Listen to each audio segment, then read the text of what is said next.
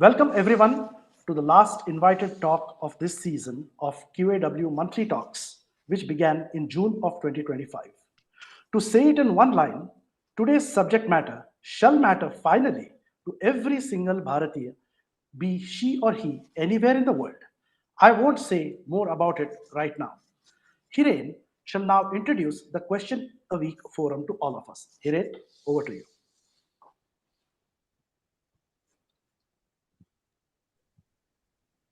What is question a week? Let's begin with a simple pause. Before the roles you play, before the responsibilities you carry, before the identity you've built for the world, there's a quieter space within you, a space that is constantly observing, questioning, and seeking clarity. QAW is an invitation to return to that space. QAW or Question Week began with a simple idea. What if every week we sat with one honest question about life and its fundamentals? What if we answered or attempted to answer, not from books, not from borrowed knowledge, but from our own lived experience? No performance, no need to impress, no right answer, just the truth as you see it today. Over time, something powerful emerged. What started as a WhatsApp group became a weekly satsang of inquiry. And what continues here is not a discussion for the sake of discussion, but reflection for the sake of transformation, for the sake of evolution. The spirit of QAW is built on a few simple demanding ideas. One, that clarity cannot be outsourced, that growth cannot be rushed, and truth cannot be borrowed. Every question is not meant to be answered quickly. It is meant to be lived with. Sometimes it will feel easy, sometimes uncomfortable, and sometimes it will challenge how you've seen yourself for years. And that is the point. The journey within QAW is all about returning to yourself, understanding your identity, and transforming pain into direction. The third point specifically is all about stopping to avoid discomfort and starting to learn from it. Pain does not become something to escape, but something that refines you towards balance, towards clarity, and action. So, how does this space work? Every week, we come together with one question or one topic. We are invited to respond, and from one's own experience, without jargon, without theory, because this is not about sounding right. It's all about seeing clearly. There are three pillars of QAW. One, from persona to reality, where we look at the PVM structure. It's moving beyond inherited identities and understanding oneself into an integrated physical, vital, and mental being. Two is the identity rooted in Sanskriti, developing personal clarity that is deeply connected to your civilization roots by expressing individuality with awareness of your own heritage. And third, pain to purpose, using this discomfort as a catalyst for growth, moving towards samatva, equanimity, and taking conscious evolution oriented action. So, beyond the questions, over the time, QAW has grown into discussions, dialogues, and invited talks, just like this one, where we explore how these principles show up in different domains of life through the experience and journeys of others. But even as it grows, the essence remains unchanged. One question, one topic, one honest answer, one step towards clarity. In one line, QAW is not about finding answers, it's about becoming someone who can live with the right questions. Thank you, Hiren, for a wonderful introduction to QAW. And I would want to now introduce our invited speaker today, Aditya Ramjoshi. And I request everyone to bear with me because it might appear a little stretched, but a proper introduction is actually absolutely necessary before this invited talk. So kindly bear with me. So, in lives of us Bharatiyas post independence, due to 1,200 years of extreme fatigue born out of the impotentiating invasions and followed immediately by the extremes of depletive colonization, it was but natural that we took respite in music, movies, literature, travel, restauranting, shopping, theater, and other lighter things in life. Unfortunately, it was exactly at this time that our socio-political forces divided us unimaginably further and deeper than even the earlier mentioned emasculation. By the time we came up for breath from our erstwhile mind soothing activities of 7 decades, our very unitive foundation was gone, had been pulled from under our feet. Dharma had, as if, been circumcised adroitly from our lives. Not a dharma, but dharma was, is, and shall be our unifying factor, and its adherence was part and parcel of every Bharatiya home just until 7 decades back. Mahamahopradhyay, Bharat Ratna, Mumbai High Court advocate Shri Panduranga Vaman Kane rose like the proverbial phoenix from the ashes, put in 40 years of scintillating intellectual toil in this very ash like period, and compiled the history of the Dharma Shastras, a monumental 6,500 page, 5 volume divine gift to us remaining Bharatiyas lost in enjoyments of the corporal. His astronomical works span the Dharma Sutras of Gautama, Baudhayana, Apastamba, and Vasishtha, the Smritis of Yajnavalkya, Manu, and Narada, the 18 Mahapuranas, the Mahaitihasas Ramayana and Mahabharata, the Arthashastra of Kautilya, the Kama Shastra of Dattaka, Kunikaputra, and Vatsyayana, and lastly, the most important, the Smriti Ratnakara, an encyclopedic compilation of all Vidhis, Yajnas, Vratas, and Samskars of us Aryas. It requires astronomical intellect to even scratch the surface of Arya Sanskriti before developing the acumen and muscle to question it. For this dharmic renaissance, this Hanuman Uddan, all of us are infinitely indebted for eternity to the Mahamahopadhyaya. Else, the invaluable gems of our own civilization would have been permanently lost whilst we were drowned in our sensual worlds of post independence era right until today, sunk in singing the senseless glories of the invading Shehenshahs, the colonizing Sahibs, and post independence, the dangerous divisive Sahibs. Yes, respected Shri P.V. Kane's magnum opus materialized on earth, but something similar has to happen at smaller scales, at home scales, to re enliven the enlightening and life giving Shastric knowledge.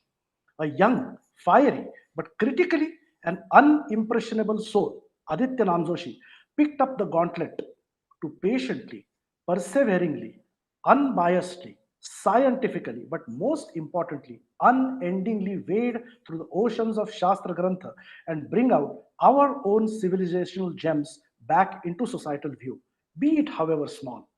He never ever makes the excuse of being director at Qualcomm when picking up a daunting challenge like today's talk. To be able to even attempt to present facts about the life transformation at human birth and death of us Aryas requires extraordinary stillness of the mind and heart. It's not for the fickle and faint. I have known Aditya very closely since 2003. I have already introduced his fire in the belly, but that cannot be the complete introduction of a Hindu. We have here Srimati Shaila Namjoshi, Aditya's mother, who's silently proud of producing a 24 carat material who's worthy of true Arya Sanskriti. We also have here Shri Vinay Namjoshi, Aditya's father, an acclaimed company secretary who has honed him in life fundamentals of simplicity, quality, and responsibility. Aditya's paternal grandparents, Srimati Gangabai and Shri Sadashiv Rao Namjoshi, influenced him in Tyaga, Sangha, and Kartavya. His maternal grandparents, Srimati Prabhabai and Shri Yashwantrao Patwardhan, had the life-changing influence of Vedanta and Rajatantra on Aditya, and these priceless influences made him complete in his highly unique perspective of today. Equally incomplete as Hindus would be the introduction of today's speaker if we wouldn't mention his Dharma Patni, Anuradha, and it shall be a loud mention. She is the jewel of every sensible Hindu's heartthrob, the Andamans. She bears all qualities that every Bharatiya would think of as endowing the unsung but unparalleled heroes of the only relevant Tirthakshetra of today, the Andaman Cellular Jail. Her stoicism, poise, uncanny insight, iron like will, and unshakable Shraddha are her inheritance from her Pavitra Bhumi, no doubt, but also from her extraordinary parents, Dr. Shri Prem Krishan and Dr. Srimati Madhur Balaji, who we have here as well today. Their ancestors were part of Rani Lakshmibai's army in Bharat's first war of independence of 1857 and were among the first wave of transportation to the cellular jail to deal with the unearthly tribulations. Her mere presence in Aditya's life provides him the unending fuel needed for his unstoppable research into Shastra. Aditya thus has the rarest of rare advantage of an umbilical connection to Bharat's Bhumi in his blessed home. With this introduction, we now request today's speaker Aditya Joshi to address us and enlighten us on this crucial civilizational knowledge area. Over to you, Aditya. Thank you. Thank you, Anand. Thank you, Hiren, for the introduction. And good morning and good evening, everybody across time zones. Let me first start sharing my slides.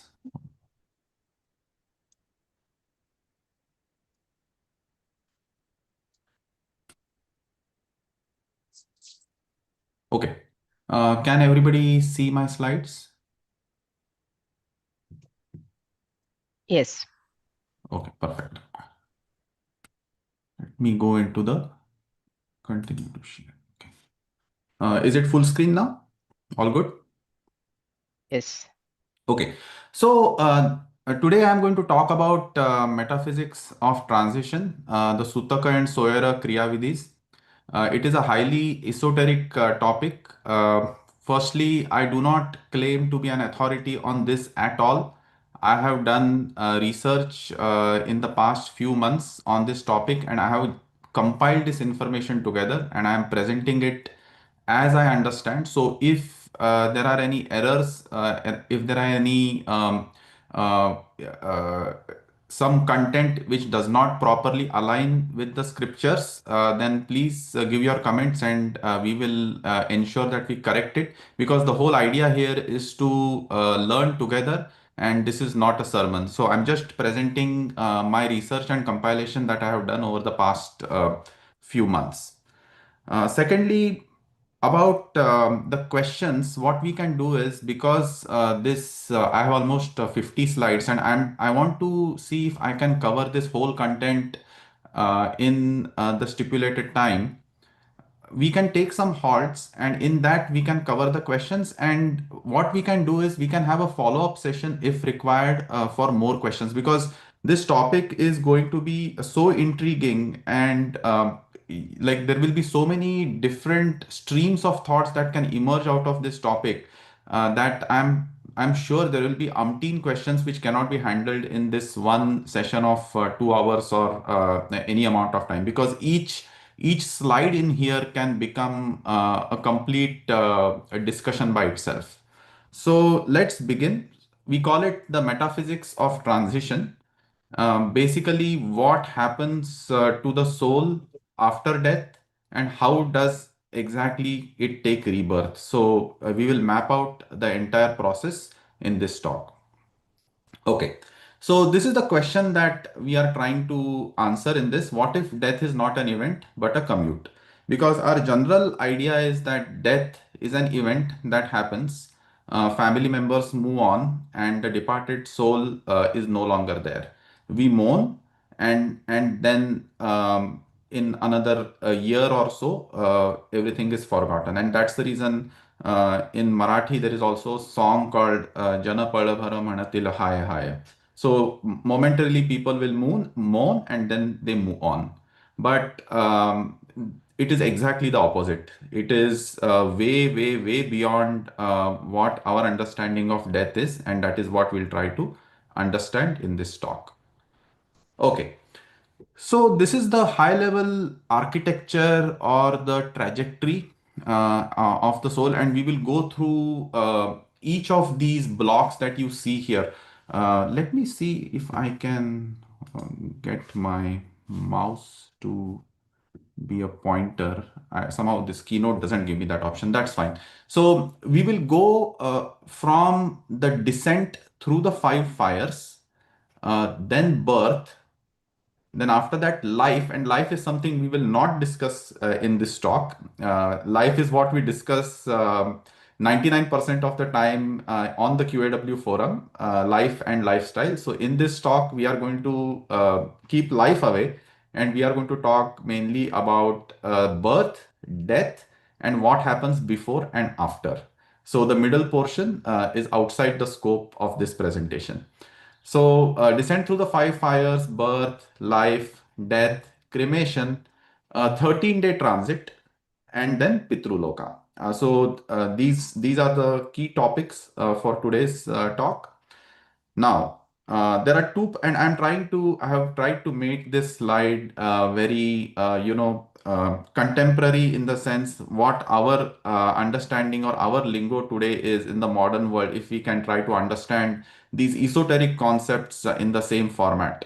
So there are two protocols. One is the arrival protocol, which is the Soyara, which manages the energy of the soul's arrival. And then there is a departure protocol, which is Sutaka, which is the departure of the soul. So these two protocols are the key protocols that we will discuss next. Okay. So two transition protocols are for one traveler. In Soyara Vidhi, basically what happens is that the soul is compressed into dense physical matter. So soul is very subtle. And then from the subtle elements, how does the soul eventually manifest as a form, which is a baby? And that protocol is the Soyara Vidhi. The duration is typically 10 to 12 days, and all the technicalities, everything is prescribed by the Dharma Sutras.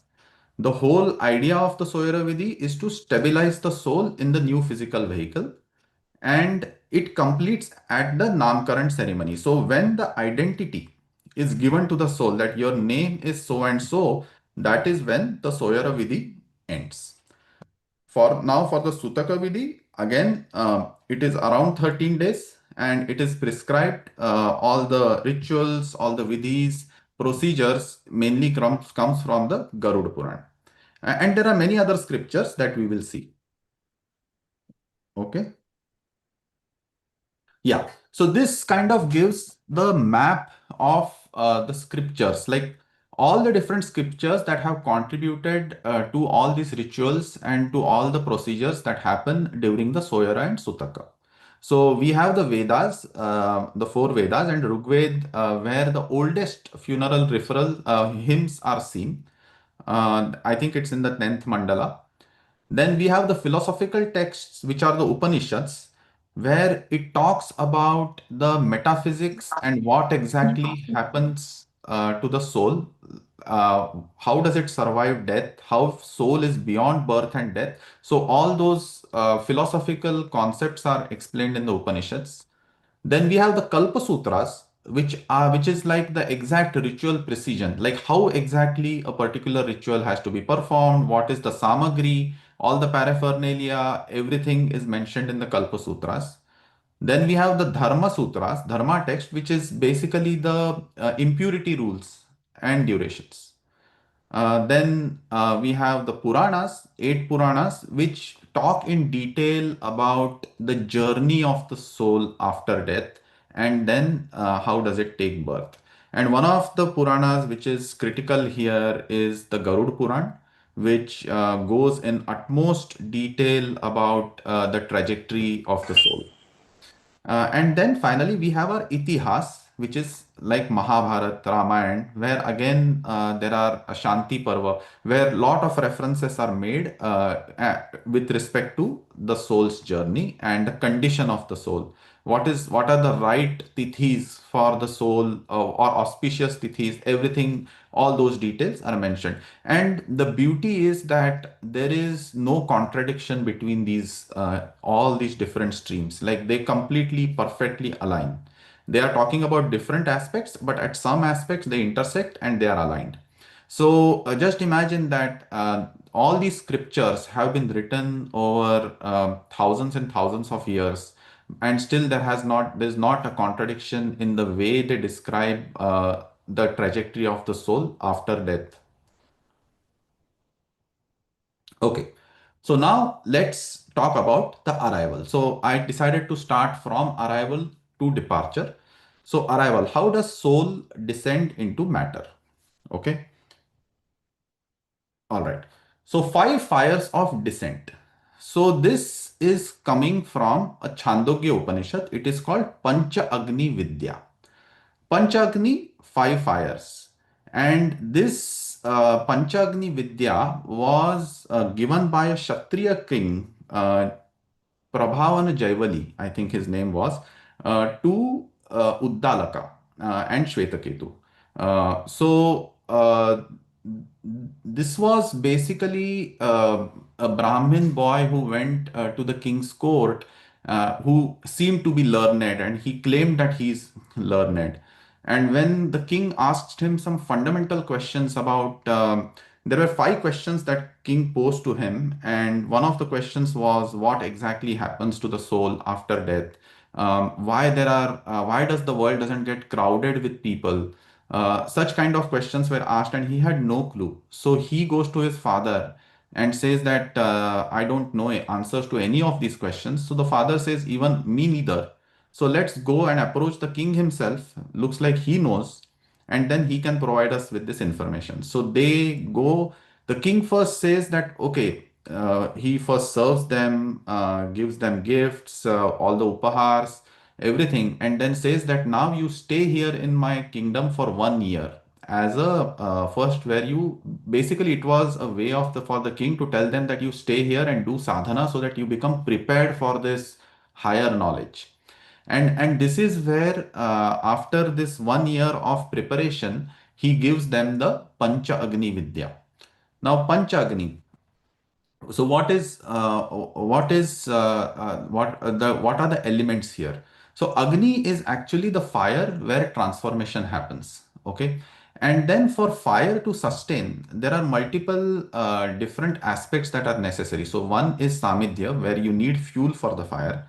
Then there is a side effect of fire, which is smoke, dhuma. Then archi, which is the flame, the active, visible, transformative force. Then angara, which is coals, and then visfulinga, which is the sparks. And now what happens is that the result of one fire becomes the oblation of the next fire. So don't think of fire as something which burns. It is something which creates a transformation. Like for example, you might have heard this word Jatara Agni, which is like fire in our belly, right? Jatara Agni, which what does it do? It digests the food, and then it creates nutrition and strength, and all the necessary resources for our body. So that is one of the examples of a fire. So fire is a place of transformation. Now how does the soul descend? So the first step, all these blocks that you see at the bottom: Shraddha, Soma, rain, food, semen, and child. So these are oblations into the fire. And in the next slide, we'll go over what the actual fires are. Okay. So Shraddha is the first oblation, which then becomes Soma, which is like a luminous body. So Shraddha is something, think of Shraddha as the soul's desires, its vasanas, its samskaras, they get offered as Shraddha. Like this is what, for example, if I am that soul who is supposed to take birth, I have my accumulated impressions, and that becomes my Shraddha. Like this is what I want to do, because this is a representation of what I am. This is what it is that potential energy within me. So that Shraddha gets offered into a fire, and we'll go over those four fires. Then it becomes Soma. Soma is a luminous, so it kind of, from Shraddha, it becomes less subtle, which is Soma. From Soma, then it becomes rain, which is less subtle, even less subtle, and then food, and then semen, and then child. So in the next slide, we'll go over those five fires. So this is how the descent has to be visualized. So the first fire is heavens. So in the heavens, Shraddha becomes Soma. From the heavens, it comes into atmosphere, Parjanya, where Soma becomes rain. Then from there, it goes to Prithvi, rain becomes food. From food, the next fire is the man himself, the Purusha, where the food becomes semen. And then the last fire is the woman, where the semen becomes child. And this is like the cosmic, each fire is a cosmic altar. So here, This is getting little bit more technical, but I want to introduce this, and this is something that each one of us can contemplate on as a homework. So for each fire here on the left hand side, heaven, atmosphere, earth, you can see what is the fuel, what is the smoke, what is the flame, coals and sparks, and then the oblation and result. So for the heaven, which is the first fire, the fuel is the sun, smoke is the rays, flame is the day, then the coals is the moon, which are like the embers, and the sparks are the stars. Now, these are very esoteric concepts. It is very difficult for our human intellect to understand. There are a lot of explanations for this, and this is probably goes beyond the scope of understanding. It is through intuition, one might be able to correlate these things, why these things are called such and such. But at a high level, you can see that Shraddha to Soma, Soma to rain, everything that is understandable, and we can see that sequence of how that potential energy eventually manifests into an actual child, a physical child. One more thing they mention here is that in the heavens, you become the food for the gods or food for the devas, and that is where basically this transformation happens. And when it says you become the food, like the soul becomes the food for the devas, and then the devas, all the celestial beings, they kind of help to convert or transform that Shraddha into Soma. It basically means that just how we consume the food in our digestive system, in our Jatara Agni, then consumes that food and converts into nutrition. It provides that transition or transformative force. In essence, what this also means that for a birth of a child, it is not just the two parents that are involved. It is literally as if the entire universe, the entire cosmos has conspired in the process of bringing one child to life. So the heavens, the atmosphere, the earth, and then man and the woman. And here, if you see, it's very interesting. So when it comes to the fire, which is man, the man fire, where the transformation happens from food to semen, you can see that these fuel, smoke, flame, coals, and sparks, they are like the five senses: speech. Then you have the prana, the tongue, eyes, chakshu, and ears. And for the woman, it is actually the place of transformation itself. Like the smoke is the desire, the vulva, the yoni, where actually the womb, where the baby is being formed. Then the sparks are the pleasure itself. The coal is the act of union itself. These are the five elements of the fire when it comes to man and woman. So the key thing is that birth is not a biological accident. It is actually a cosmic yajna. So think of this as a yajna, like each step, heavens, atmosphere, earth, man, purush, is a yajna by itself. And that is the key point that I want to drive from these slides, that um, the idea of yajna, that it is not that it's just not a physical process. It is like a macrocosm which is involved in creation of a microcosm, and that is the connection that we need to understand. Okay, so I want to take a quick pause here, and maybe we'll take a couple of questions if you have any.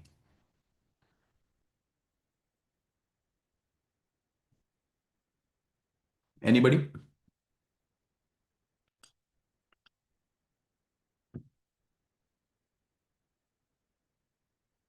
Okay, so we will move forward.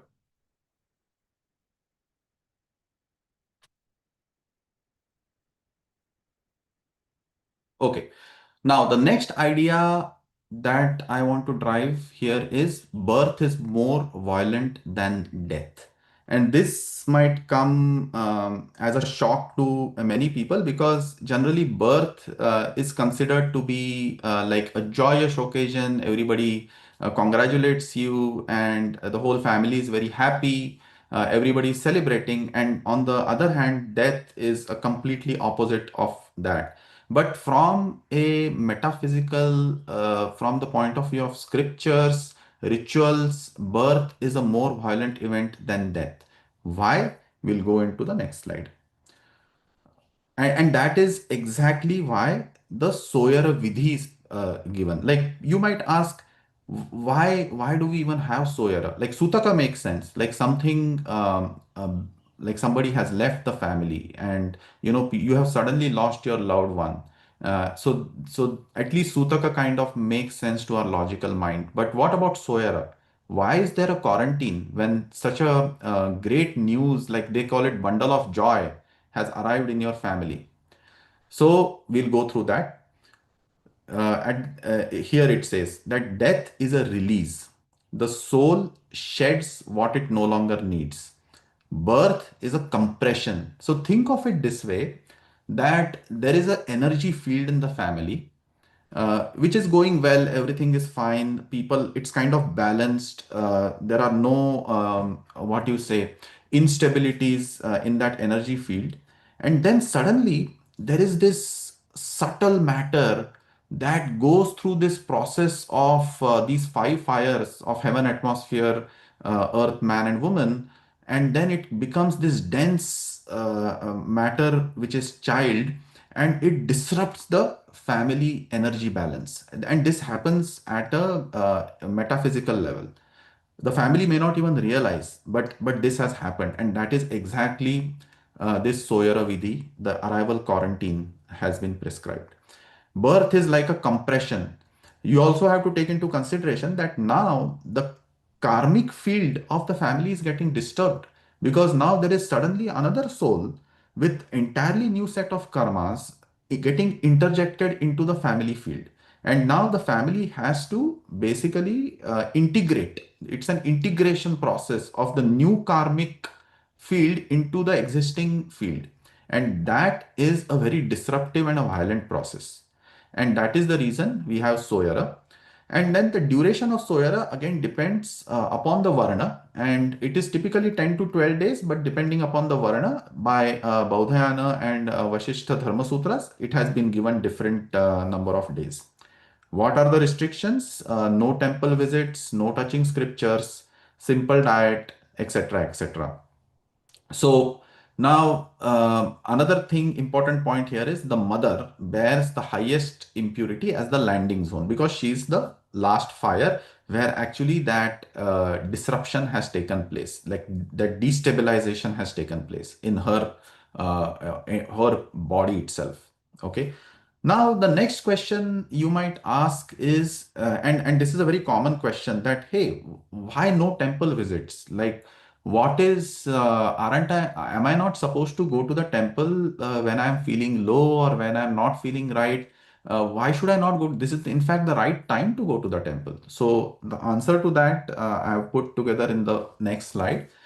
Why no temple visits during Soyara? So I think one common misconception that we have is that a temple is a spiritual hospital where, like, you go, you get cured, and you come out clean, and feeling nice. No, that is not the case. From the point of view of our scriptures, a temple is an energy amplifier where there is a prana pratishtha that has happened. It is emanating energy, and then if you go there in a stable state of mind, then you will have deeper stability. But if you go there in like a messed up state, in a turbulent state, it can actually amplify that turbulence.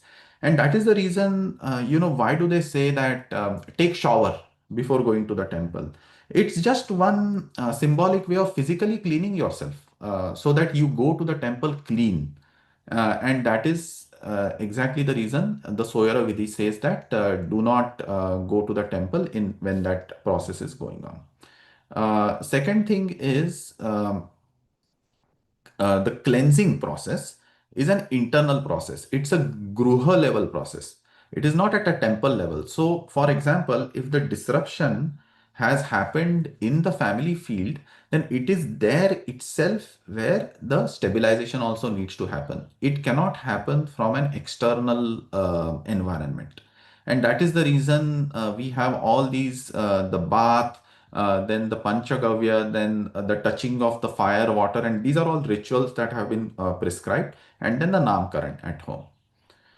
So that is why these things are restricted in the Soyara Vidhi.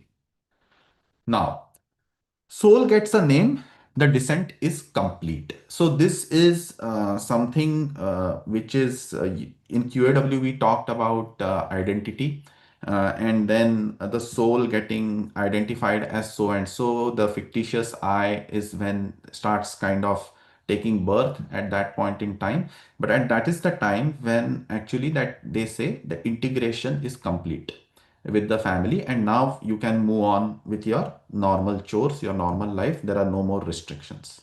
So that is when the Soyara gets complete. Okay. Um, any questions so far? Anything Yeah, which is... this is Priya. I have a question. Yes. You tagged the mother as the impurity zone. Can you talk a little more about that? Like, what does that impurity mean?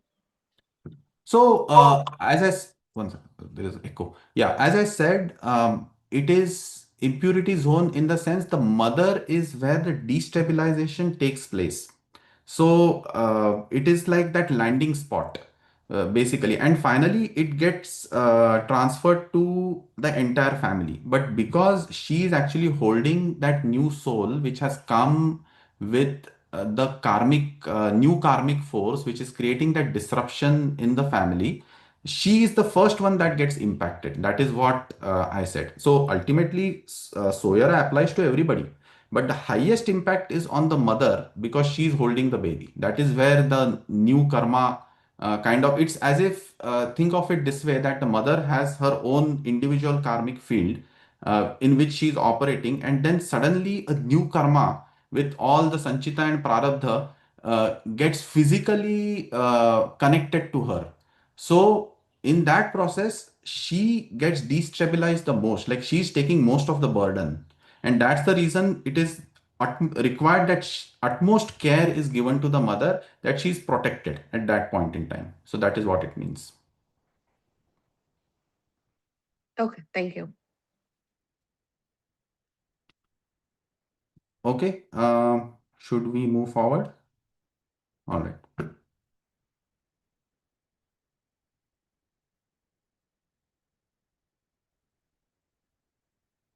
Okay, so now let's go over as I said, we talked from Panchagni Vidya to birth, and now we will completely skip life because maybe we may or may not have figured out life, and that's a complete encyclopedia by itself. But now straight jump to that death.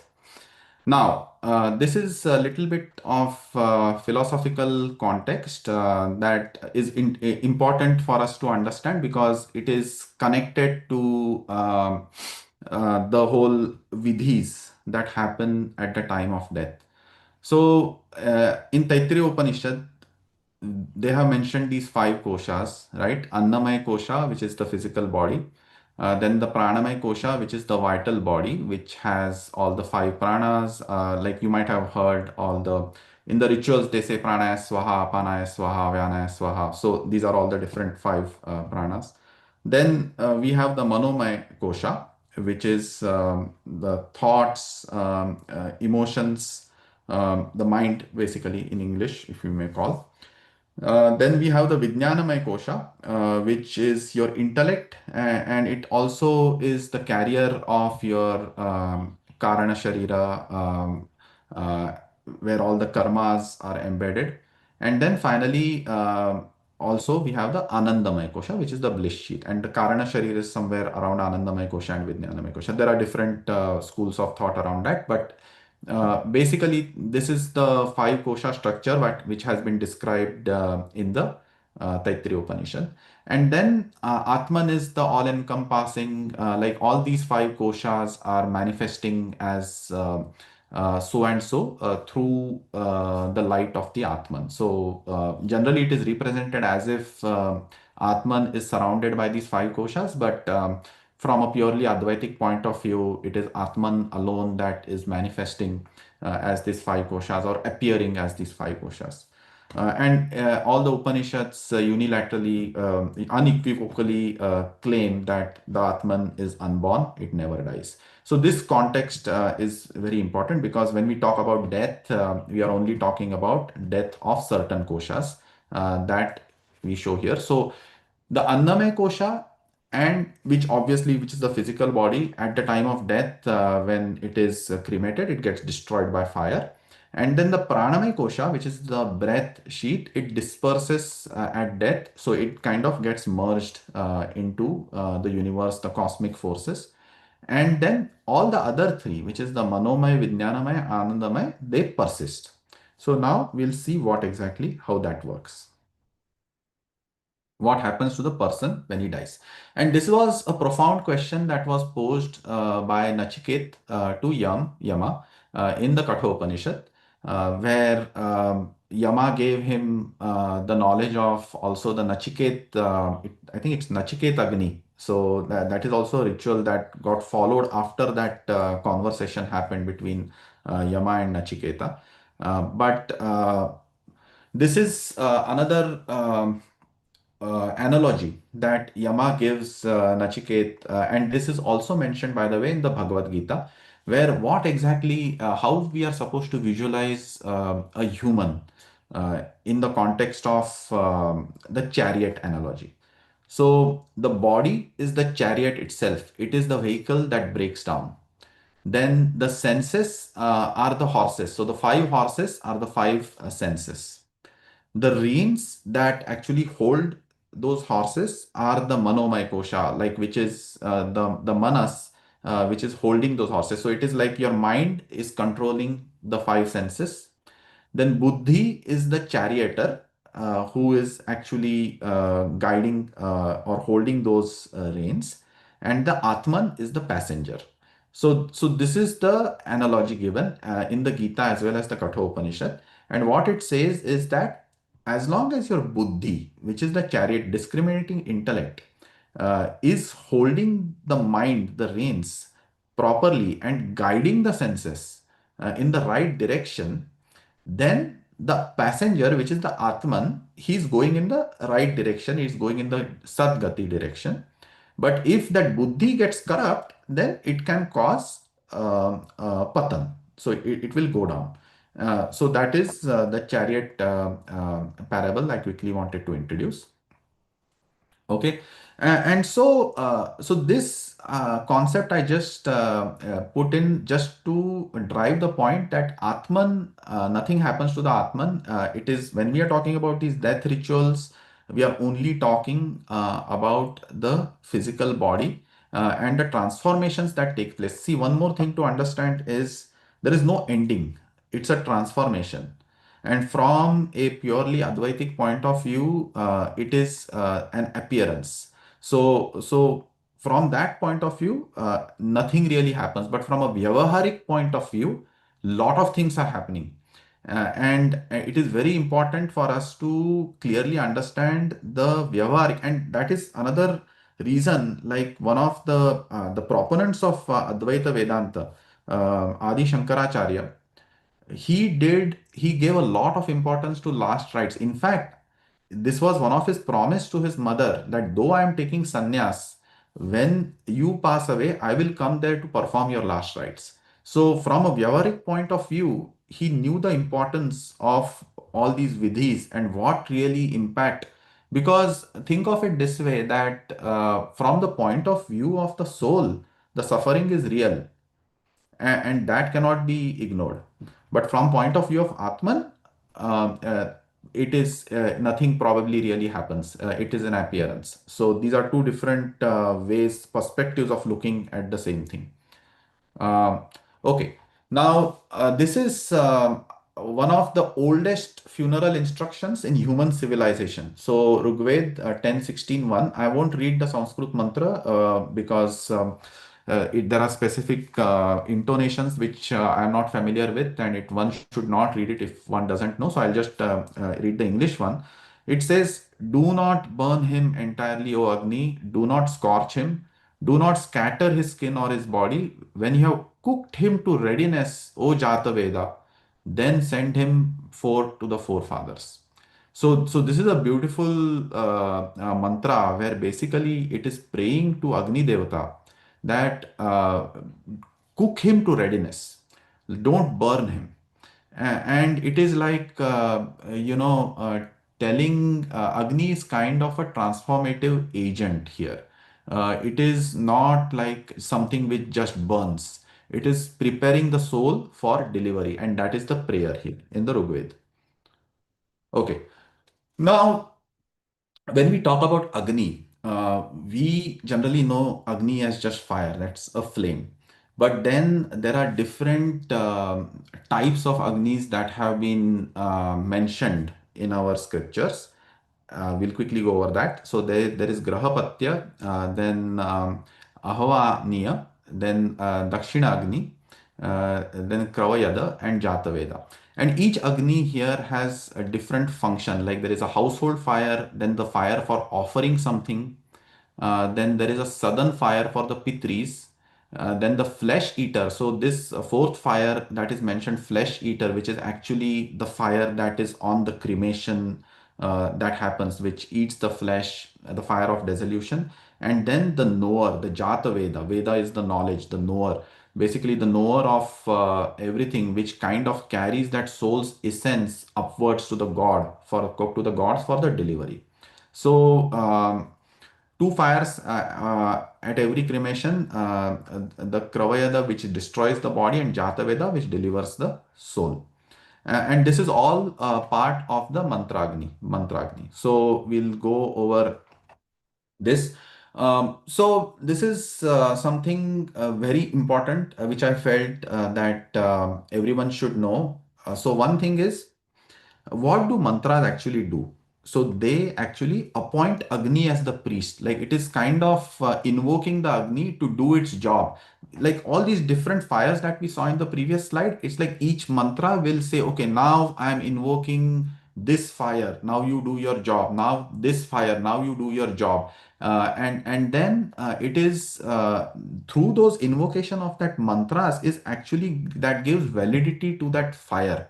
And so that's the reason, like if you see the Mantragni sequence at the bottom here, we have Agni Pratishtha, then all the mantra, so which you start the Agni, then the mantra consecration where you invoke the Agni, Preta Samarpan where you lay the dead body is on the pyre, Mukhagni, full Mantragni and Kapala Kriya. I'll go over the Mukhagni and Kapala Kriya in the next slide, but I want to quickly come here on the cremation method comparison. Now think of it this way, that these days in modern times, we have these electric funerals that happen. Now, does that electric funeral actually do the job of what the Mantragni is supposed to do? The answer is no. The invocation of the mantras and the fire that actually goes in the upward direction against gravity, it has a specific purpose on the wooden pyre when the it kind of and look at the Rigvedic mantra that came that was told earlier, right? That cook it to readiness. Now, can that electric do that? No, it won't do that. So the gold standard is wood pyre and full mantragni. That is super important. So, whatever happened in the past, and there are obviously rituals that can be supportive even now to make sure that the passage of the soul is made smoother. But going forward, if you end up in this situation and you have the option, always I would recommend go for the wood pyre and full mantragni. It is like full extraction and delivery upwards. Then and then these are all different combinations. You can read. I'll share those slides later. But it is like, these fire is like a surgeon's scalpel, which is like literally surgically, doing that procedure so that it is perfect, rather than allowing the deceased or the preta to figure it out for himself. So that is the difference that it makes. Okay. So this we touched what exactly the fire does. Extraction, not destruction. So Annamaya Kosha is gone. Pranamaya Kosha gets dispersed. And then what happens at this point in time, like once that cremation Kriya is done, the Manomaya Kosha, Vijnanamaya Kosha and Anandamaya Kosha, they are kind of exposed, like they are homeless. And in that homeless state, it becomes like a crisis. Like think of it this way, that soul is like nicely embodied, he has all the koshas, everything is fine, and suddenly two koshas are gone and it is literally vulnerable at that point in time. And that is where these 13-day, that is the crisis that these 13-day rituals are trying to solve. So let's go over the two final acts, which is the Mukhagni and Kapala Kriya. Now, what is Mukhagni? Mukhagni is a fire that is lit at the mouth. Now, why that is important? It helps to drive the prana upwards due to the thermal draft. Now, in the Gita as well as the Kathopanishad, they have mentioned that there are like 9 or 11. In one of the scriptures, it says 9, others says 11. Um, Exit points from where the prana can exit.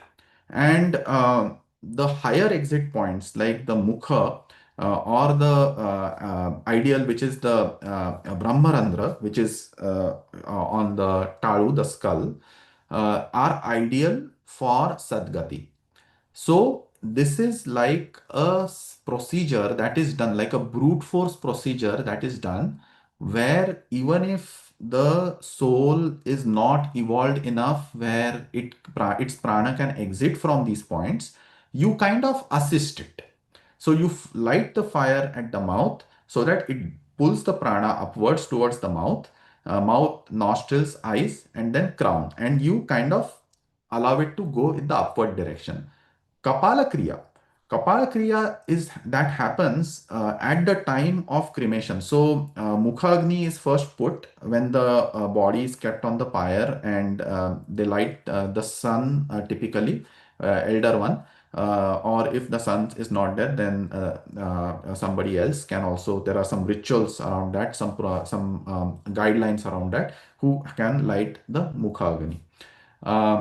And then once the prana comes towards the mouth, then a bamboo like a staff is taken and the skull is broken. This is symbolic of like letting the prana escape from the highest point.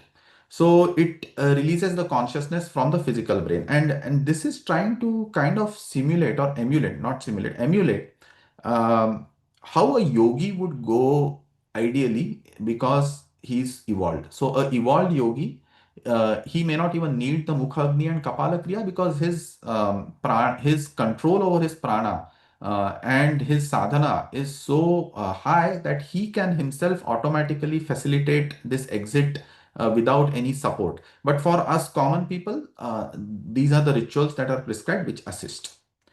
So at this point, the soul is now free but homeless. Okay.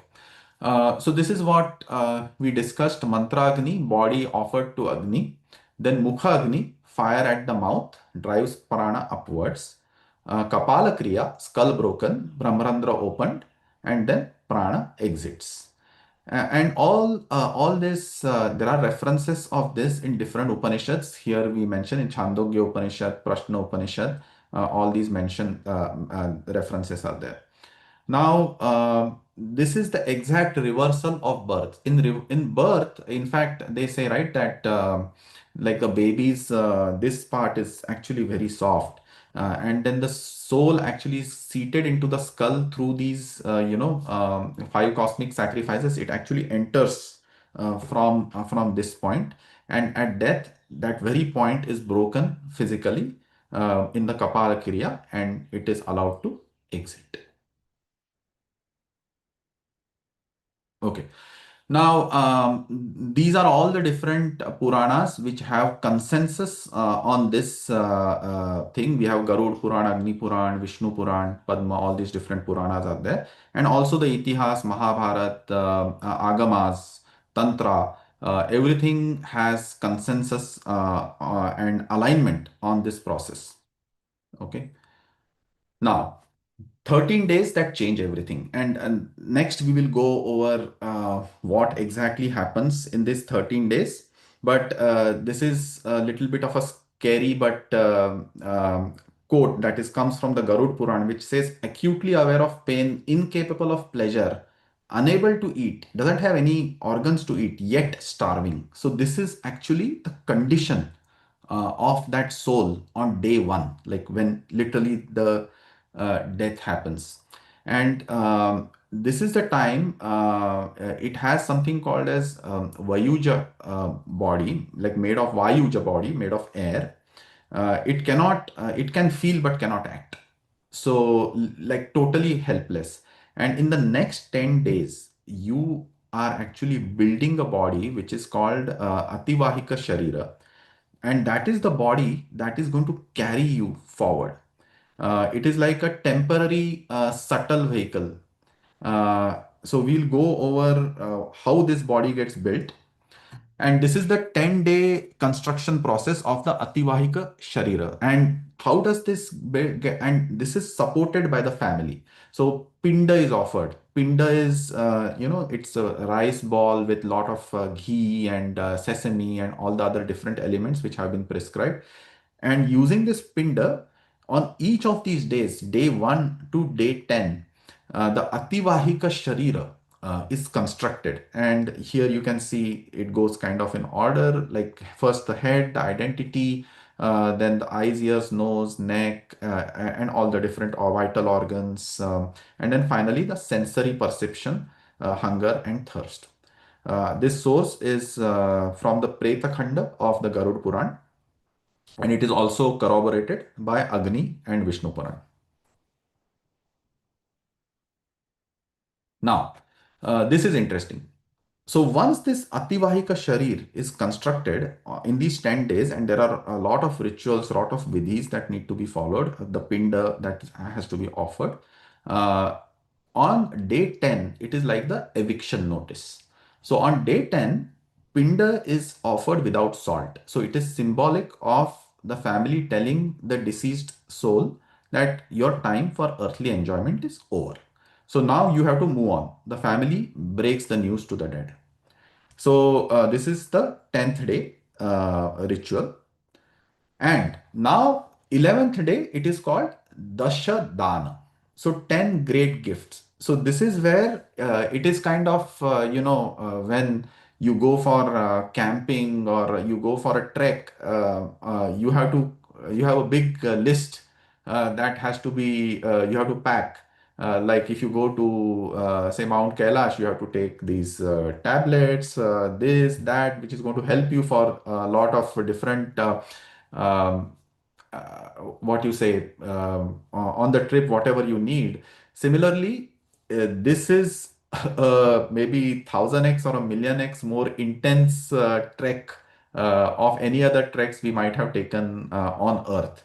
And this is the Dashadana that the family has to give you so that you're well equipped to carry on with this journey. So what are the Dashadana? It's gold, which kind of illuminates through the dark passage. Then sesame is given. It destroys sin. Then iron is kind of armor. Cow is used to cross the Vaitarani river. The Vaitarani river is the actual river that you have to cross, and we'll go over that. Then you are given salt, which opens doorways to different realms. Then land will be given for like a resting place. Grains, which is sustains the soul. Then silver is given to cooling relief because this Vaitarani river will go over the 16 cities that are present in the Vaitarani river, but they are very intense. They are kind of similar to Naraka hell, but it's like not actually Naraka. And then cotton for clothes and good. So jaggery.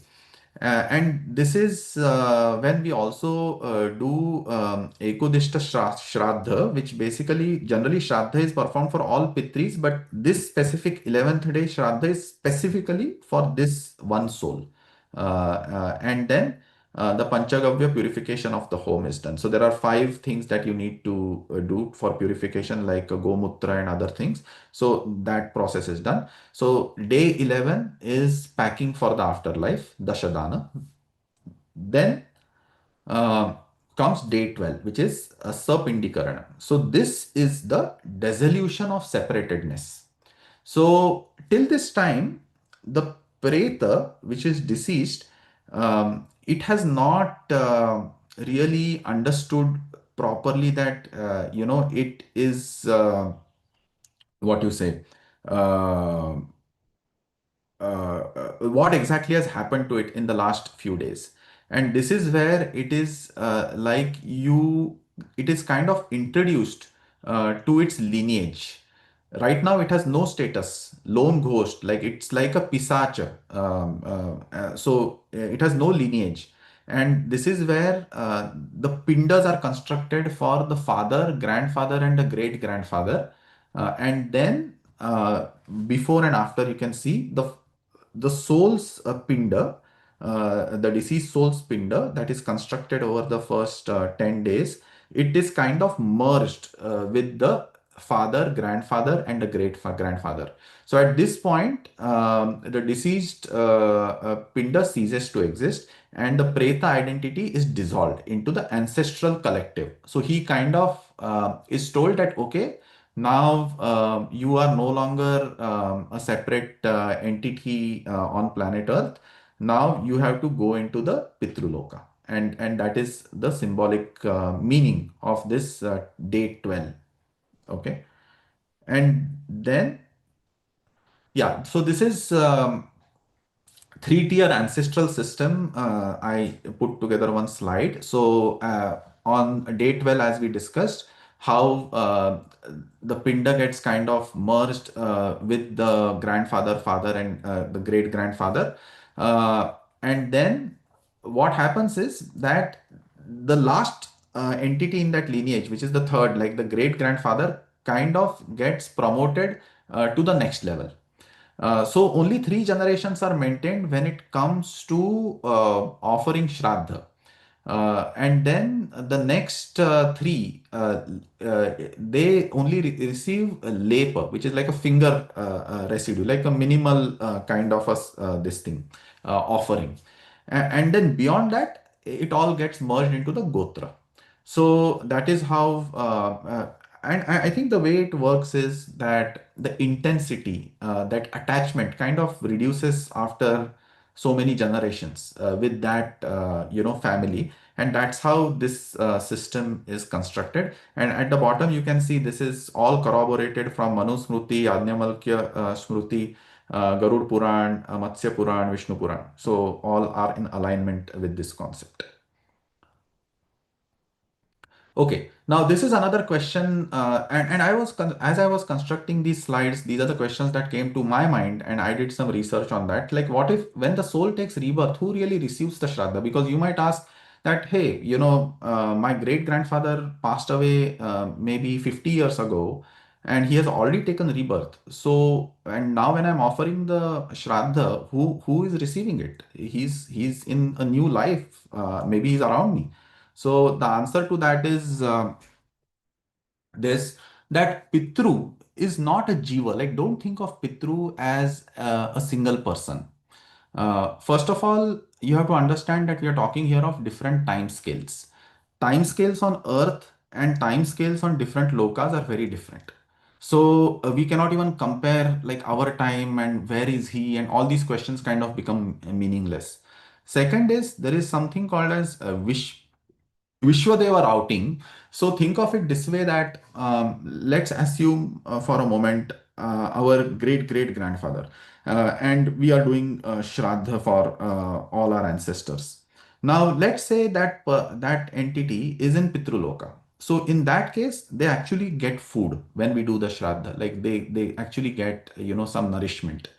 Let's say they are in a reborn human, it might manifest as good fortune. Like, you doing Shraddha for your great grandfather might, and if he's somewhere here on planet Earth or some other loka, who knows? He might get some windfall, some job, or something else. So that is the impact of the offering.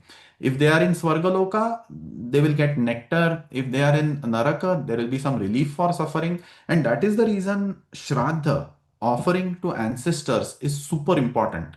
It is like literally you're paying your runa. Like we have all these different rins that will go in the next slide, and you are actually paying that debt. Um, and third thing, as I mentioned, Pitru is a position, it is not a person. So it is like a CEO, CFO, that kind of a role. Okay. Uh, so let's take a quick break. Any questions so far? I think we are doing good on time. We are on already slide 33.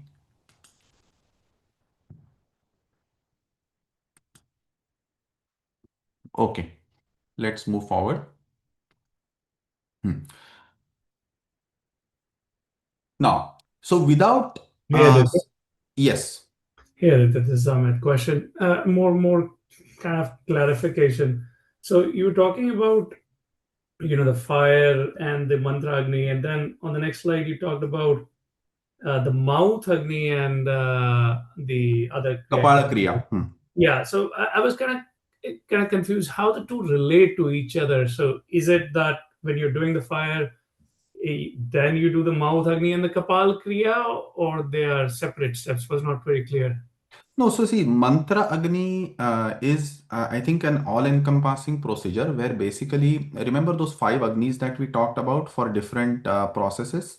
Like one was for flesh eater, which actually kind of, cooks the body to readiness. And then one fire was for delivery. Like once that process is complete, then delivering that soul, the Anandamaya Kosha, Vijnanamaya Kosha, Manomaya Kosha to the higher realms.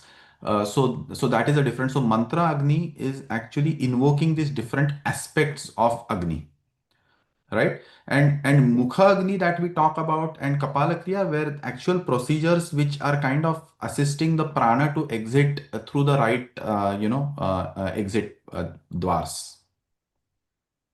Okay. Okay. Thank you. Okay. So 1 second, Aditya. I yeah, think Hiren, go ahead.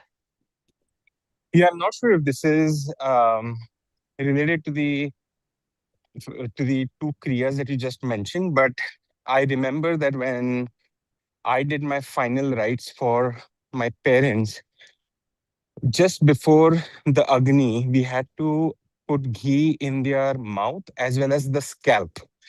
So while the whole body is being put through the fire, it is just interesting that the Pandit who was there asked to make sure that you put yeah, some special ghee and some offering, including gold or something. I forget, there was something else. correct. And so I don't know if these are related, but it's interesting that these are the two channels, and so there might be some correlation. Might be, Yeah. I can also check. Yeah. Yeah, I mean, I don't these know if are you have. definitely related. Like Mukhagni, I explained at a very high level. I'm sure even in the mouth, they put some tulsi or some leaf. There Yes. is a lot of Yes. procedure around that. So, Exactly. yeah. But from a, philosophical understanding perspective, it is for the prana to exit through those points, basically. Actually, it's beautiful. And the other thing you mentioned about this Kapal thing of using that bamboo stick, is this a, I mean, I know there's a symbolic or philosophical approach of how the soul actually leaves the body, but I did not understand the reference of Bamboo. bamboo stick to make it easy. Yeah. Is it? Yeah. Yeah, so bamboo, hollow bamboo is a representation of the Shushumna Nadi. So there are like multiple Shushumna, which is like through the spinal cord it moves, and for a yogi, actually through the Shushumna is where the prana kind of exits through the Brahmarandra. So that is the reason that hollow bamboo is used as Oh, a I symbol. see. Yeah, yeah.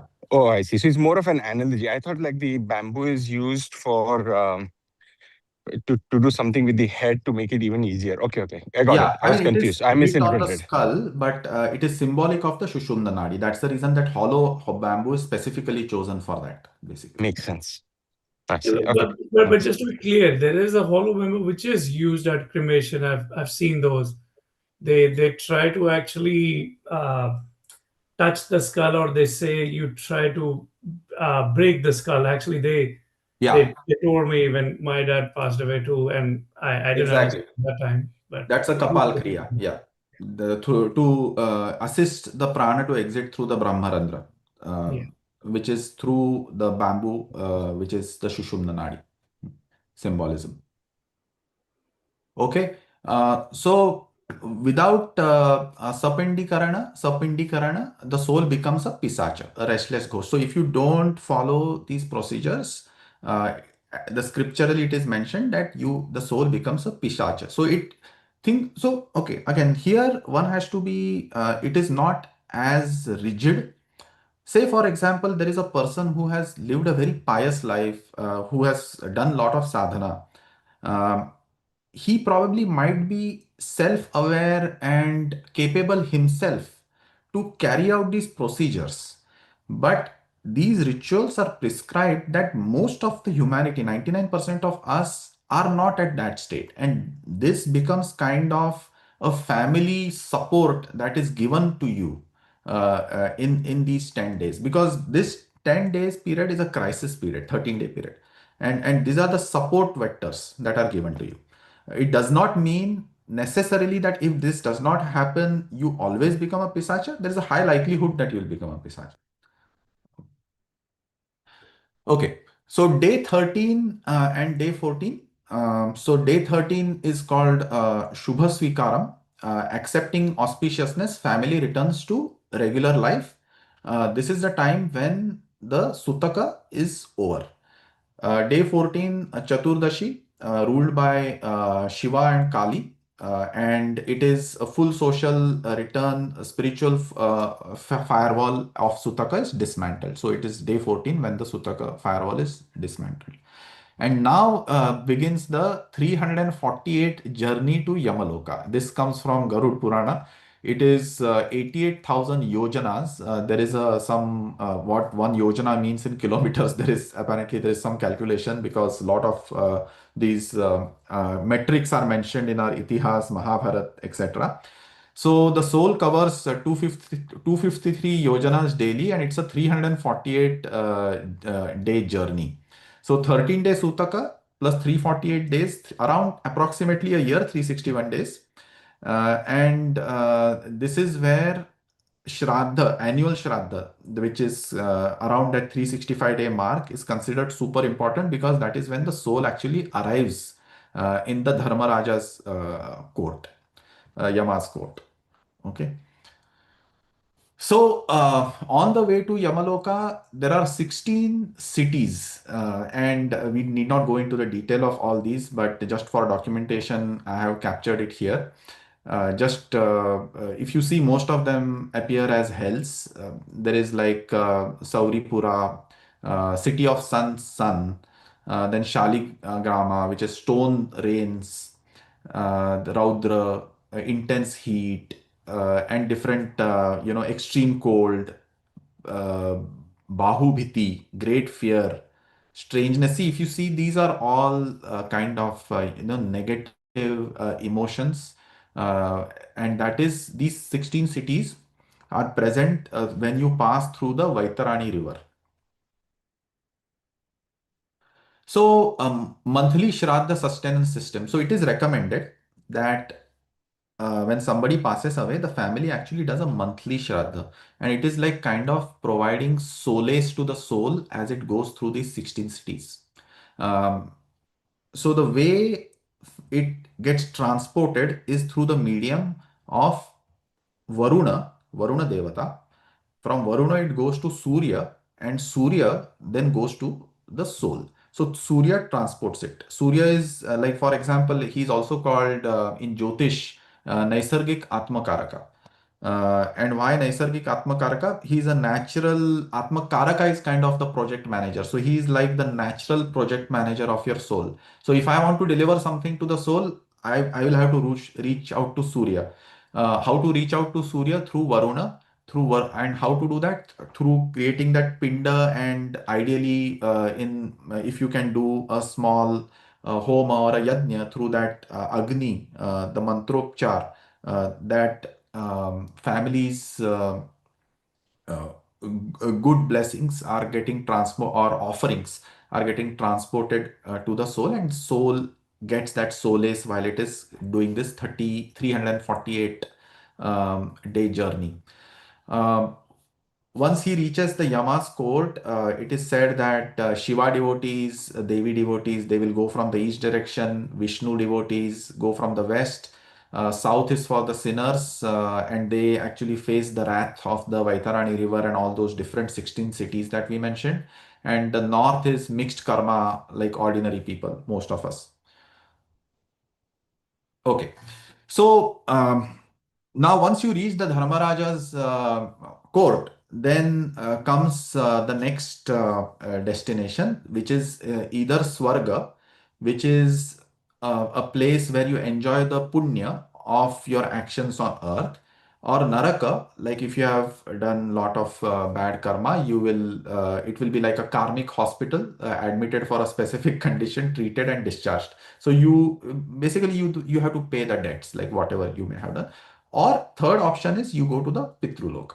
So Pitruloka is the like the between Swarga, Naraka and Rebirth, where the soul resides here as a Pitru, and there you will receive the offerings from the Shraddha. So when people on your near and dear ones on earth, they do the Shraddha in the Pitraloka, you will get the offerings, the benefit. Same thing happens in Swarga and Naraka. Also in Naraka, these Shraddhas, offerings will help you to relieve some of your suffering. And in Swarga, you will get the Amrita, nectar.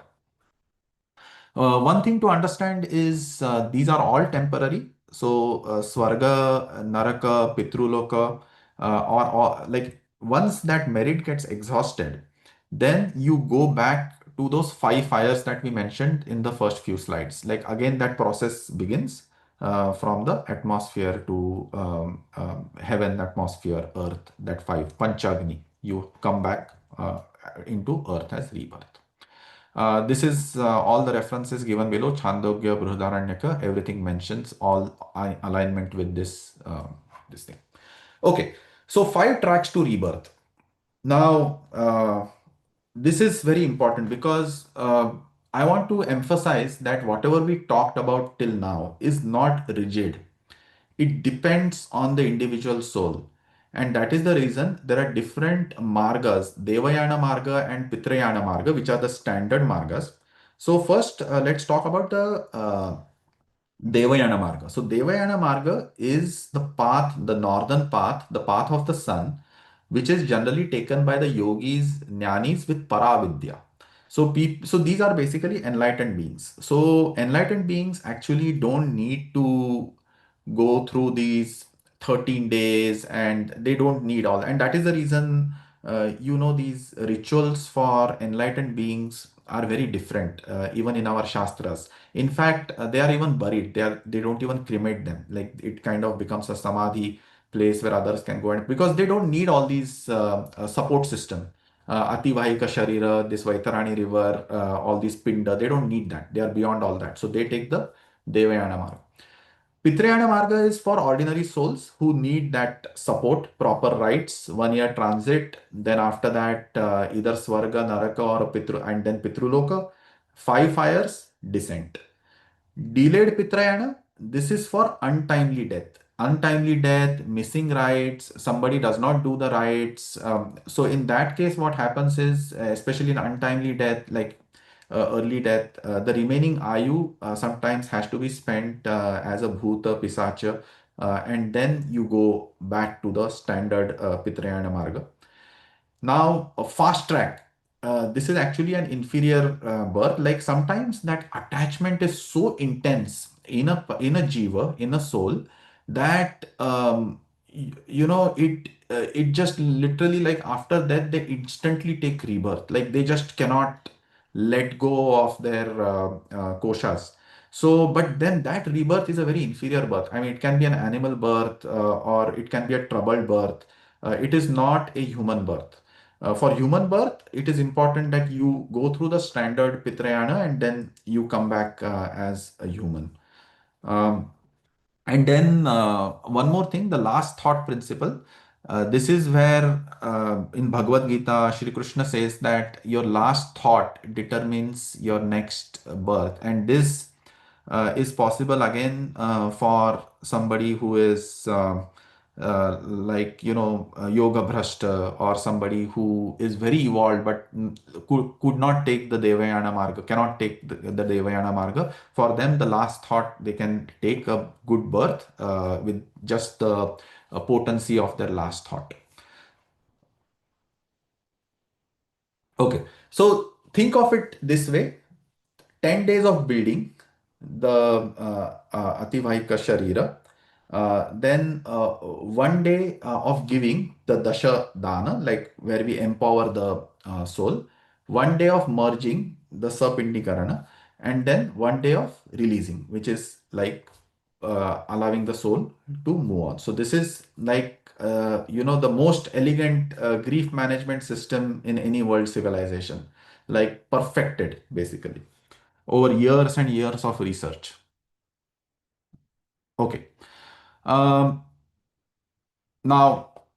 I think we are let's see if we are slide 14. We are almost there. The rest of the slides, we are doing okay on time. So yeah, we should be able to cover the whole thing. And rest of the slides, we can move, because there is some Jyotish slides where I'll spend some time, not a lot of time.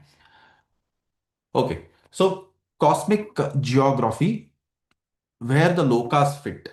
Okay, so if you know the Gayatri mantra, it does start with Om Bhu Om Bhuva Om Swaha Om Maha Jana Tapa Satyam. So these are all the 7 lokas that have been mentioned, and these are like high level this thing. So these are not the only lokas. Like there are maybe thousands of other lokas, but in general, this is at a high level classification of the lokas. So in the Bhuloka, it's us, which is Earth. Bhuvarlok is the ancestral, where all the the Vaitarani river, the Pretas, Pitrus, like all those reside there. Swargalok is the Devas, Indra's abode. Maharlok is where all the great yogis, sages, they live. Then Janalok is Brahma's sons. So maybe the sages, which are like Kashyap, and so they live in the Janalok. Then Tapalok is yogis who have attained great austerity, and this is it's interesting that it's even higher than the Brahma's sons live. And then finally the Satyalok, which is the Brahmalok. And what the Upanishads say is that from Bhuloka, if you take the Devayana Marga, which was when we talked about the Devayana and the Pitrayana Marga, the light of the sun, you can directly go to Satyalok, Brahmalok, where you can get direct instruction from Brahma for final moksha or enlightenment. But if you go to, most of us will go to Bhuvarlok, at the most Swargalok, and then back to Bhulok.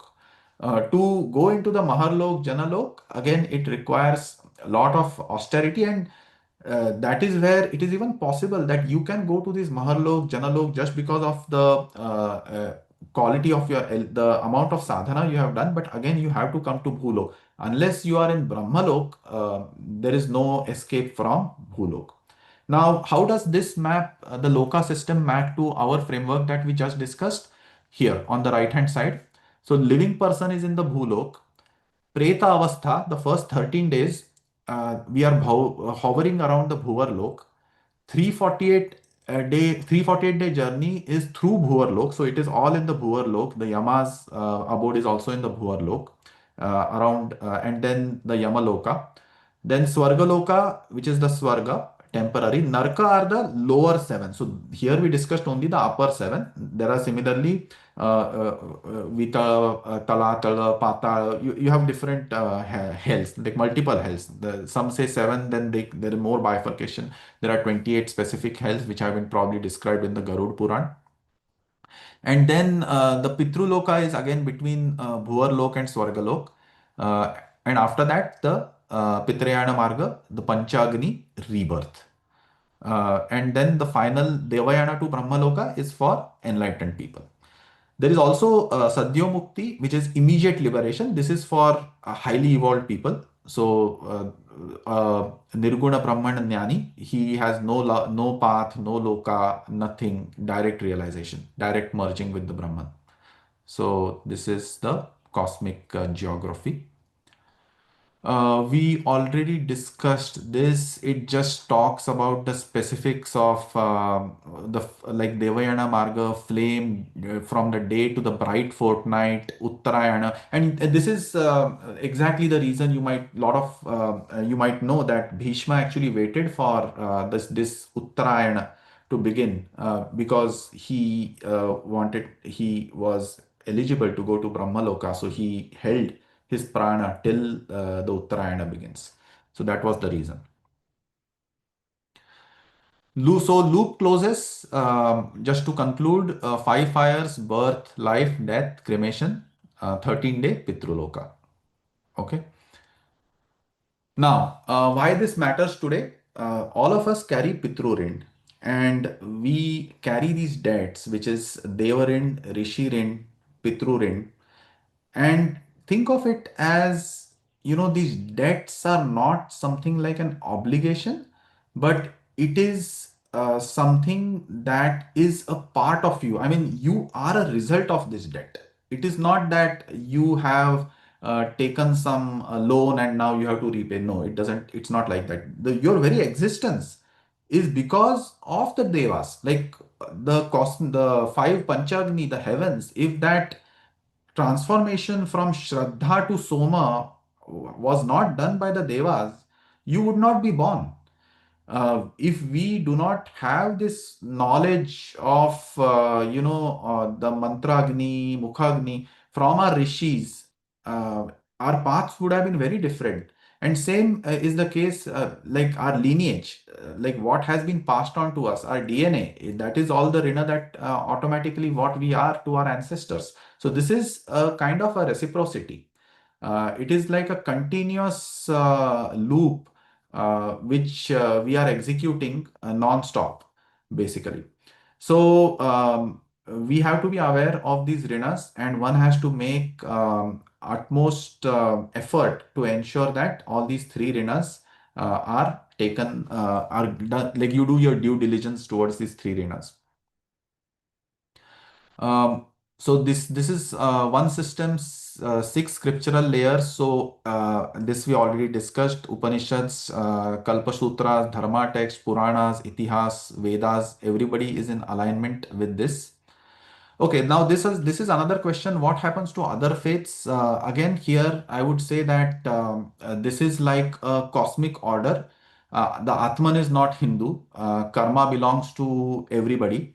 Yama is not again Hindu. He is the Dharmaraja. He is like the cosmic law. So think of it this way, that this is a cosmic law. These are not people. Like Yama is not a person. It's a operating law that is being executed irrespective of whatever soul, whatever may be your faith you may believe in. And then in case of, for example, faiths where there is burial, they might have their other own procedures of mourning, a way of offering solace, but then as per the cosmic law, there is a slow decomposition of the body. The soul attachment might persist longer, but eventually it will separate. And then again, as I said, it is very subjective. It depends on the soul. A pious person from a different faith might follow the same marga as another person who is doing all these rituals. So it is subjective. Um, Again, the punchline here is that the Hindu system is distinctive in its precision, not its exclusivity. So the research, the scientific understanding of the cosmic law, and creating a framework to assist a person through this cosmic law is what the Sanatan Dharma has established over years and years. Okay, now maybe 5 more minutes at the most on the Jyotish connection. So in Vedic Jyotish, there is a tight correlation between the concepts that we just discussed. So, for example, here Shani, he's the just how Yama is the Dharmaraj. Shani is the master of karma. He's the entity, the cosmic order that is actually keeps a track of your karmic balance, and that's the reason whenever there is a Shani Mahadasha, he is going to present you your karmas in front of you and give you an opportunity to work it out. So a lot of people think Shani Mahadasha is heavy, it is going to create a lot of trouble, but it is actually helping you to work out your karma and move on. Then Ketu is considered the moksha karaka. Rahu is for intense attachment, and that is like you see the position of Rahu in the Punya Chakra or the death chart to see what is the possibility of like that Bhuta Preta Pisacha risk in for that particular soul. Then Surya, we discussed about the Shraddha relay, like when the position of the Surya in the Punya Chakra, the death chart, the time of death is important, how well the family's offerings will be relayed to the soul. Then there are different houses in your Kundali where we look at Pitru Bhava, Purva Punya, moksha, like 12th houses for possibility of moksha. What are the planets, if there are benefics, malefics, all that. So these are again technical details. I just wanted to bring this out. And then these are the different doshas that we are all of us keep hearing when it comes to Jyotish, where we have Pitru dosha, then Kal Sarpa dosha, Shapit dosh. And basically what this means is that when you have Pitru dosha, it means that in your previous lives you did not do lot of these rituals for your ancestors or offerings for your ancestors. You will be surprised. I was talking to, and we think that this is only present in our Sanatan, but I was talking to some colleagues from Korea in I think it was in the month of September or October, and they mentioned that there is a holiday in Korea because we offer our like we pray for our ancestors, and this aligned with Pitru Paksh. So that was very interesting, like how it has traveled, and even in different cultures, they have this concept of offering to your ancestors, and these and a lot of these places they don't even follow any religion, but they still follow this tradition of offering to ancestors. So that's interesting. So this Pitru dosha comes when that process has not been done, when you don't remember your ancestors, when you don't do the Shraddha. Kal Sarpa dosh happens when basically, there is that Rahu and Ketu, a particular combination that happens in your chart, and that is where your life will feel like a constant battle. Like you will be there will be some dissatisfaction, and there are always remedies for different things. And then similarly, we have the Shapit dosh, where there are certain combinations of Shani and Rahu conjunction, etc., that create this dosh. So again, Jyotish is an effect. It is not an cause. Like we generally say that, oh, I have Kal Sarpa dosh or I have Pitru dosh, and that's the reason some such things are happening. No.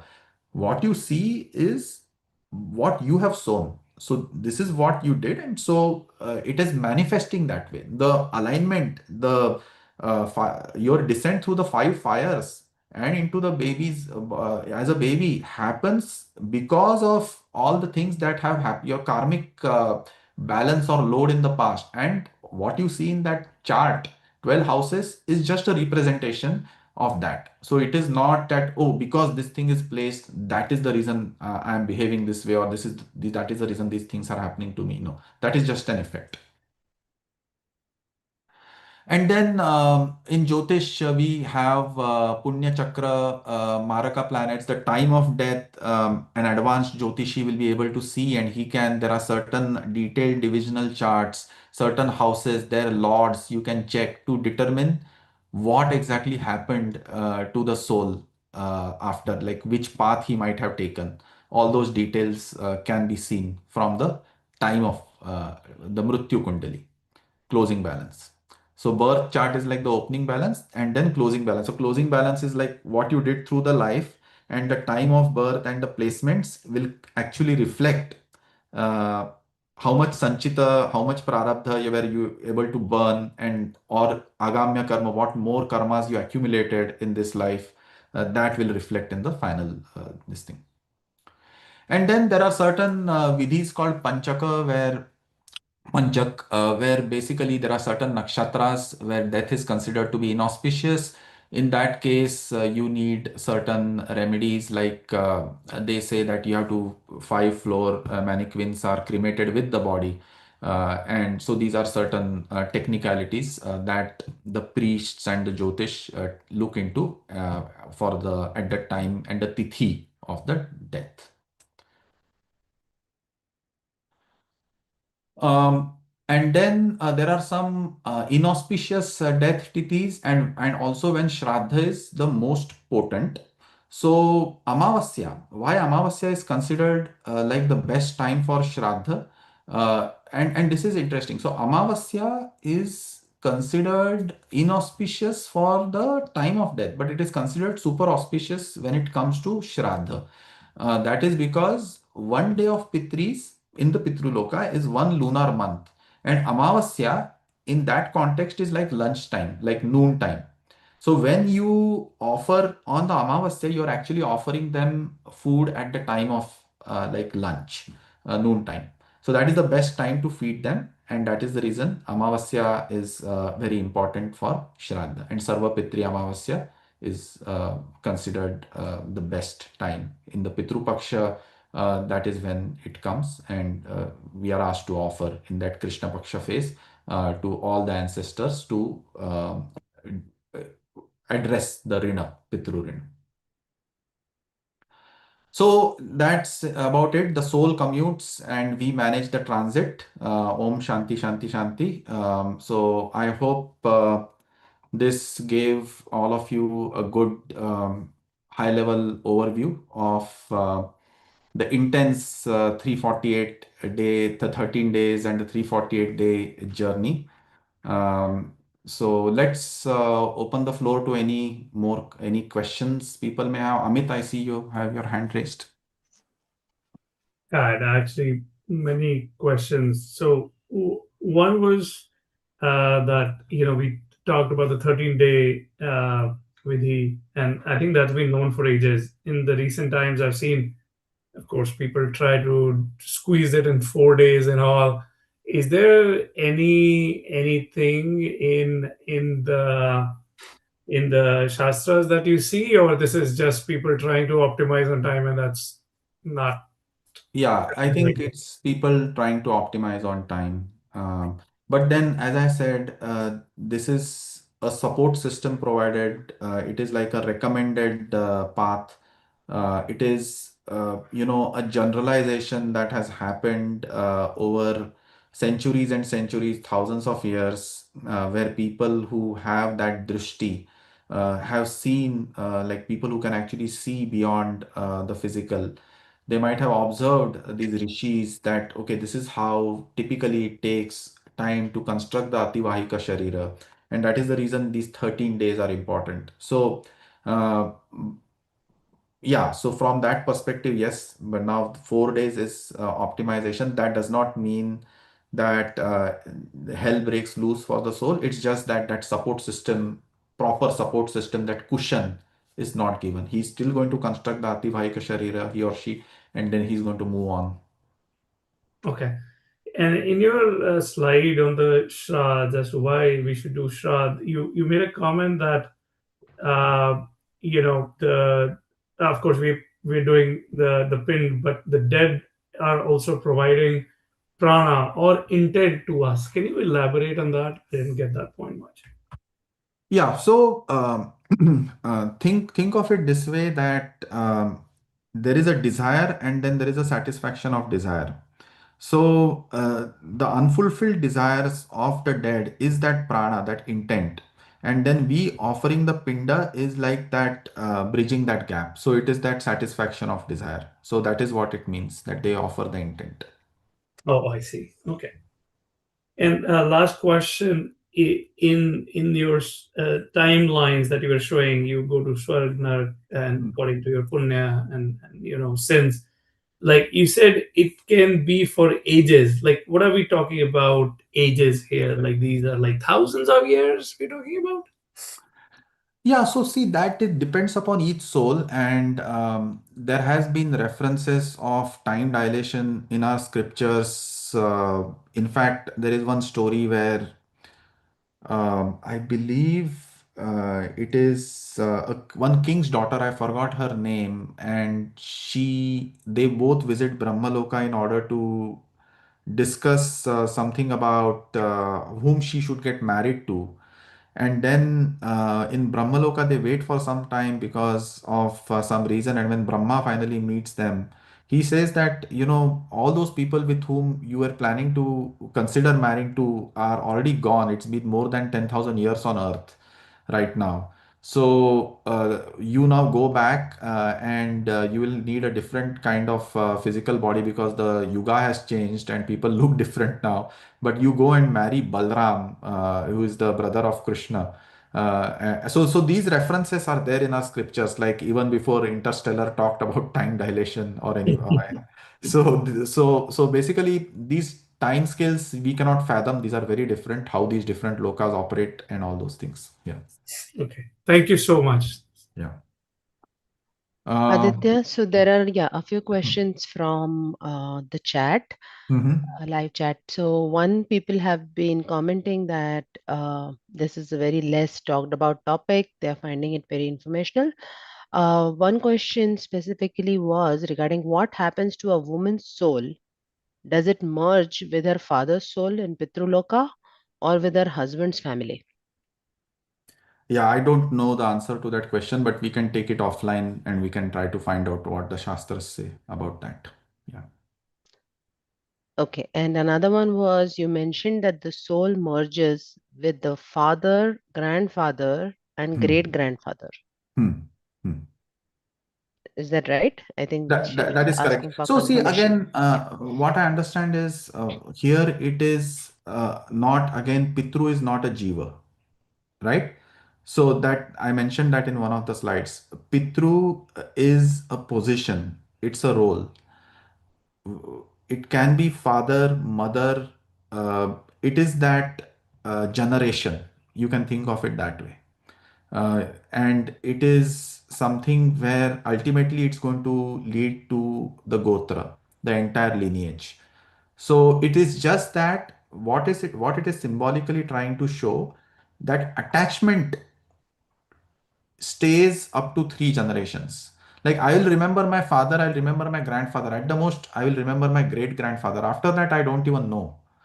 In the previous, where that whole lineage was properly maintained, probably people had more awareness, and that's the reason that Lepa is offered to even the next three. But these are positions, these are lineages. They are not specific people that okay, father, grandfather, great, not like that.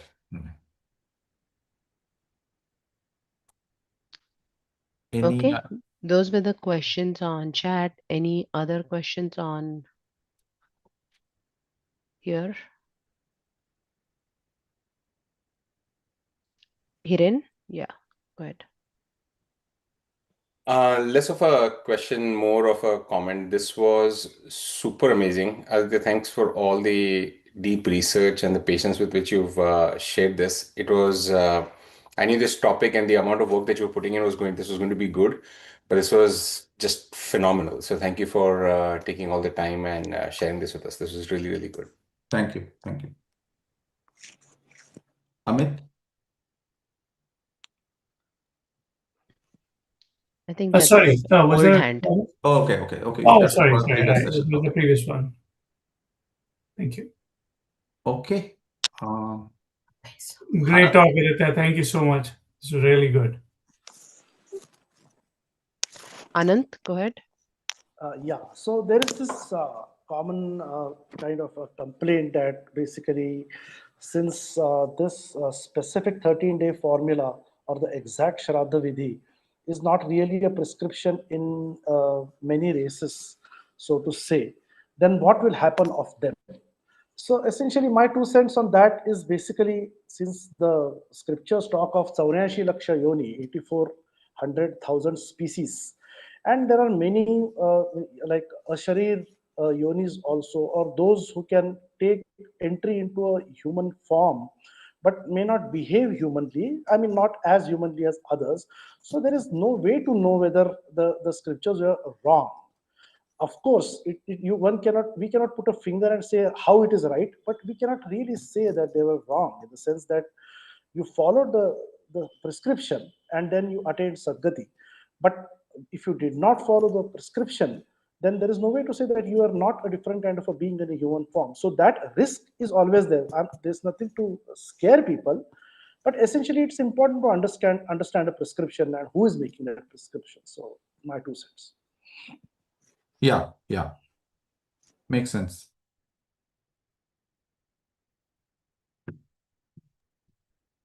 Okay. Okay, no further questions on the chat as well. Great. So we can. Okay, so I think, yeah, I mean, like if we do not have any feedback coming from the live chat, then essentially I would like to make closing comments for today. And so we thank today's invited speaker for his enterprise, his endurance, and his enthusiasm to make today's talk a complete success. We wish him well and hope that the seeds that he has sown in our hearts and minds today shall encourage us to research further in the final rites, which, if done appropriately, shall guide us towards Sadgati, as truthfully guaranteed by none other than editor Sri Vedavyasa himself.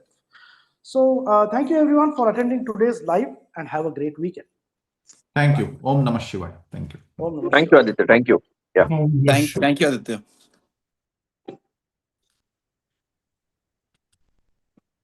Aditya, thanks. Om Namah Shivaya. Thank you. Om Namah Shivaya.